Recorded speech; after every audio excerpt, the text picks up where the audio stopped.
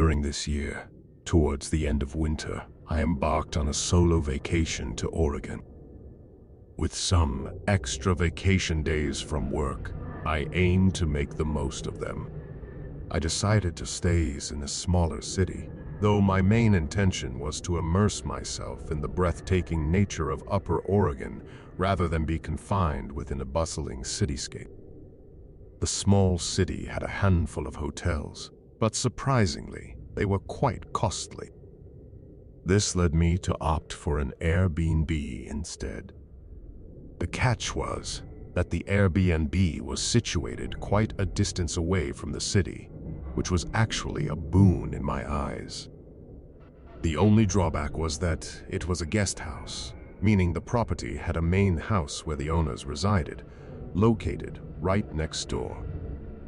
While it wasn't the level of isolation I initially sought, it still beat being in a city. I arrived at the Airbnb late at night, wearied by my long drive. The house was surrounded by a thick forest, making it challenging to see anything beyond the faint glow of the porch light. As I approached the door, I knocked gently, and a hospitable host, a woman in her 40s, welcomed me. She led me to the guest house, handed me the key, and provided a tour of the room. She explained the usage of various appliances and showed me where to find extra blankets. While we engaged in casual conversation, she shared that she had lived alone on the property for the past 15 years and talked about the local wildlife and surroundings. Once she departed, I settled in, prepared some food, and noticed that the moon's luminance was illuminating the entire house. At that moment, I realized that none of the windows had curtains. It struck me as unusual, but I didn't dwell on it at the time. As I got ready for bed, I used an extra blanket to block out some of the light, although it wasn't particularly effective. Despite the comfortable bed, I had difficulty sleeping. I woke up several times due to a peculiar smell that seemed to permeate the room. I tried to freshen up the air by opening the window, but the smell persisted. I hoped I would get accustomed to it after a while, but it never dissipated. In the morning, I woke up early and had a simple breakfast of granola. As I packed my hiking gear, I was startled by the sight of the woman standing by the front window. She smiled and waved when our eyes met. I opened the front door, and she inquired about my night and whether I encountered any issues. Not wanting to cause any confrontation, I replied negatively, and she left. I gathered my belongings and set off for a nearby hiking trail. Upon returning to the Airbnb later in the evening, around 9 p.m., I pulled into the gravel driveway and spotted the woman briskly walking away from behind the guest house. I paused momentarily, feeling a bit unnerved, and then proceeded to the door. Inside, everything seemed normal, and I brushed off the odd incident. About half an hour after I went to bed, I heard the distinct sound of a car approaching on the gravel driveway. The vehicle pulled up to the house and stopped. Someone got out, and I could hear the woman greeting them in hushed tones. They stood outside, whispering.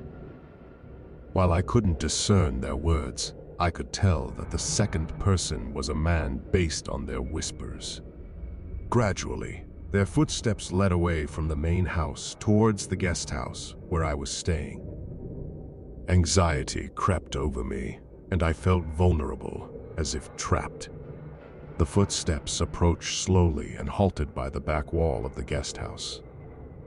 With wide eyes, I watched for what seemed like an eternity, waiting for the person to leave.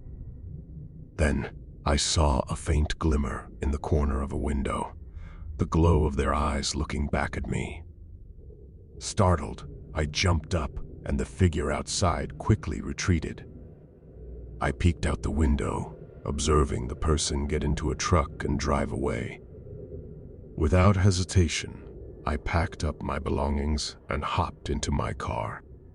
As I drove away, I noticed the woman coming outside and attempting to flag me down.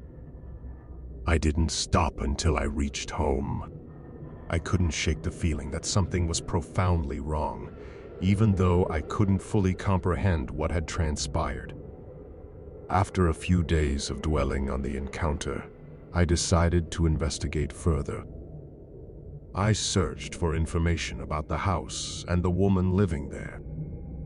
To my surprise, I found her Facebook profile, which revealed that she had been married for the past 15 years. This was puzzling because she had explicitly stated that she lived alone.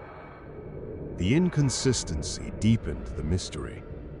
It's been 4 months since the incident, but the questions continue to linger in my mind.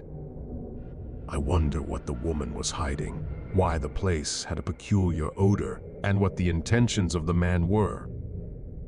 The whole experience left me both intrigued and unsettled, sparking a sense of curiosity mixed with unease. Thank you for joining us for this journey. Don't forget to like, subscribe, and share this video. Goodbye.